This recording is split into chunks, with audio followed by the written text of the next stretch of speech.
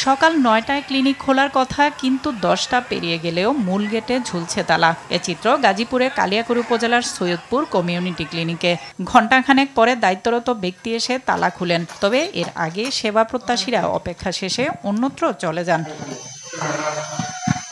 একই চিত্র উপজেলার রশিদপুর, পাইকপাড়া, মনতলা সহ ৪১টি ক্লিনিকের। সরকারি নিয়মে সকাল ৯টা থেকে বিকেল ৩টা পর্যন্ত ক্লিনিক খোলা রাখার কথা থাকলেও বেশিরভাগ ক্ষেত্রে মানা হয় না।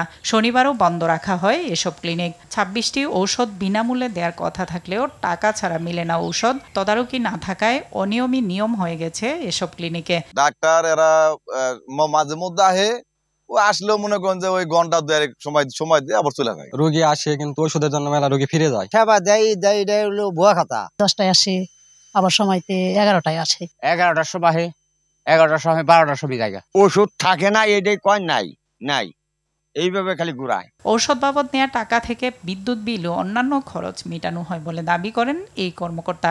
না, ওষুধটা আমরা বললাম তো এখানকার শুধু আয়া এবং বিদ্যুৎ বিলের জন্য আমরা চাই যে দেয় তারটা আমরা রাখি। তবে অনিয়ম নিয়ে কথা বলতে রাজি হননি ক্লিনিক তদারকির দায়িত্বে থাকা কর্মকর্তা। দায়িত্ব সব স্যার, এবং আমি হলো দ্রুত স্বাস্থ্যসেবা নিশ্চিতে বিষয়টি খতিয়ে দেখে ব্যবস্থা নেওয়ার আশ্বাস দেন উপজেলা স্বাস্থ্য কর্মকর্তা। আমাদের বন্ধ একদিনই শুধু শুক্রবার, আর অন্যান্য দিন ৯টা থেকে ৩টা প্রত্যেক সিএসসিবি কমিউনিটি ক্লিনিকে থাকবে। যদি অফিসিয়াল কাজ থাকে সে ওখানে স্টেশন লিভের কাগজ রেখে আসবে। সত্যতা পায় বা কেউ যদি অভিযোগ করে তাহলে আমি ব্যবস্থা নিই। প্রান্তিক পর্যায়ে সহজলভ্য স্বাস্থ্যসেবা নিশ্চিতে কমিউনিটি ক্লিনিকগুলো আরও বেশি ভূমিকা রাখবে, এমন প্রত্যাশা সবার। নাদিরা সুলতানা, RTV।